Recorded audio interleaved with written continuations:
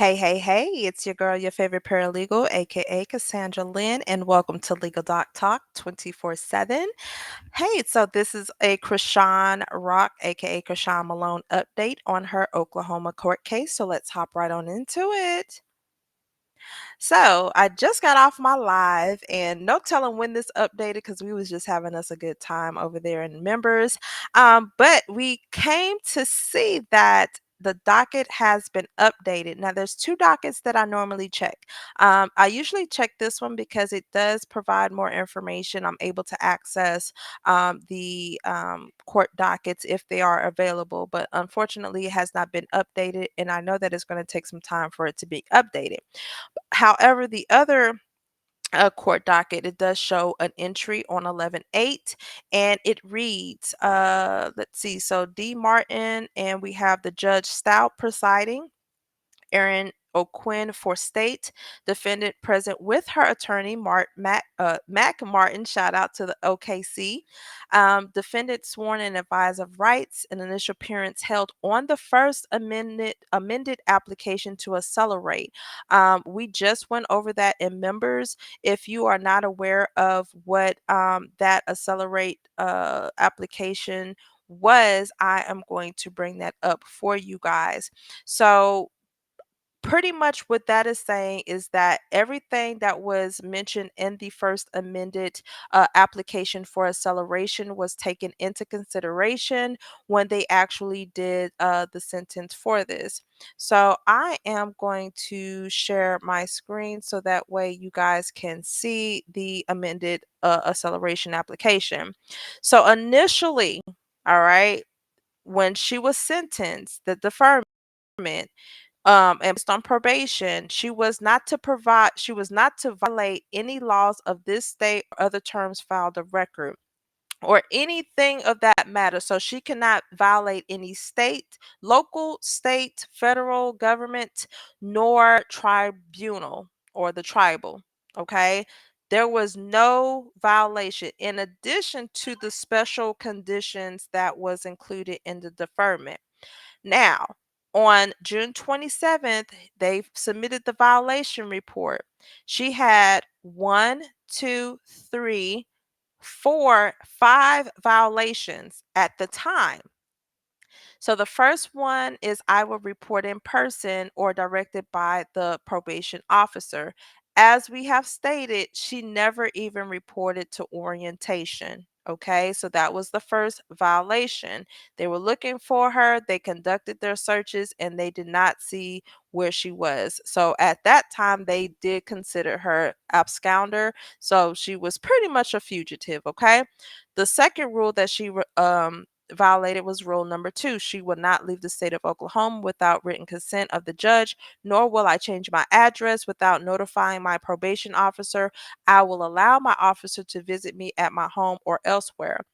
As you guys know, she did request for an interstate transfer of her probation to California, and that was granted. However, she did not check into orientation, and when they went to go try to look for her, she was not at the address that they had on file. So, therefore, they did not know where her new address was. All right, because you have to notify them, your probation officer, if you change addresses. So that was the second violation. The third violation, rule number 3, I will maintain lawful gainful employment and provide written employment verification to my officer as requested. I will support myself and all my defendants without public assistance so long as I am physically able to do so. I will notify my officer when I change employment and allow my officer to visit me at my employment or elsewhere. We know that she's self-employed, but however, she did not include or provide any employment verification to her probation officer. That was a violation.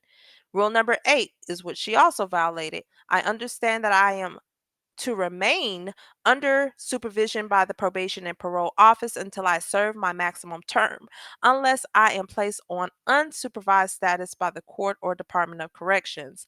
She has not been released from supervision. However, she never reported in the first place, so she violated that one.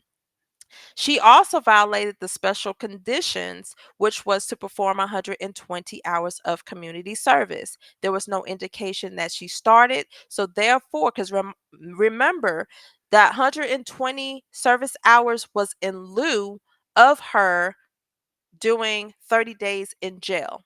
Okay. So, since she did not do her community service, they said, okay, you're going to do your 30 days in jail. All right. So, this revocation hearing was for these other rules that she violated. Okay. Then they turned around and they submitted the violation report because, like I said, they transferred her probation, but she didn't even go. She didn't even show up. So they have to do that. They also submitted a supplemental report because of violation of rule number 9, which was I will refrain from violation of any city, state, or federal laws, including tribal jurisdiction. I will also advise my officer within 48 hours if I am questioned or arrested by any branch of government or any of its representatives. So, mind y'all, even though the Wovicki case was quashed, canceled, depleted, at the time, she did not notify her probation officers that she had been charged for this, or at least question if that was a thing. Also, in addition to that, with the James Wright case, all right, she did not, because the police department, they reached out to her, but not near time did she inform Oklahoma probation officer, well, not her Oklahoma, her California, because remember she transferred her probation from Oklahoma to California, so she did not even inform them of the incident. So therefore, that is a violation. All right. So now let's go back to her Oklahoma docket.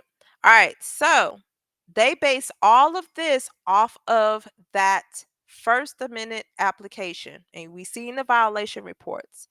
All right, so it says she waives the preliminary hearing, and the state waives that as well. And it says defendant steps to application.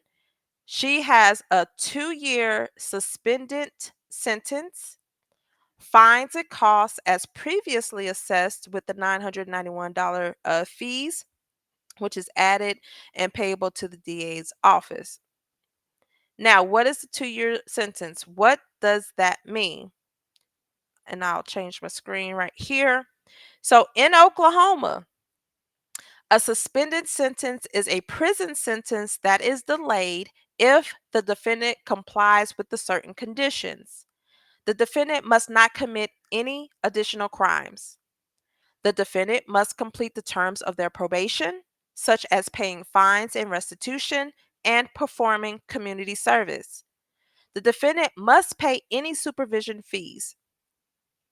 A suspended sentence is a punishment and a deterrent, and the defendant will still have a criminal record. However, if the defendant complies with the terms of their probation, they will not go to prison. If the defendant violates the terms of their probation, they may be incarcerated for the full term of their sentence. And it says a suspended sentence can be expunged after a certain time or a certain amount of time, depending on the types of offenses. So if it's a nonviolent felony, then it could be expunged after 10 years. Misdemeanors can be expunged after 5 years. This is a nonviolent felony. Okay, so she will be able to expunge off of her record. So I know I'm late, but we was in members, and so my members pretty much found out before everybody. But I just wanted to go ahead and give you guys the latest update on her Oklahoma case. So as of right now, she's on probation for her LA case, criminal case for against James Wright. She is now on a 2-year suspended sentence for Oklahoma, and now we are waiting for the fate of her Maryland case, in which it can either be dismissed or she will be placed on probation. So I don't see any jail time whatsoever for Chrisean as long as she abide by the terms of her probation. Thank you guys for tuning in. Don't forget to like, share, and subscribe. Until then, be blessed, and I'm out. Bye.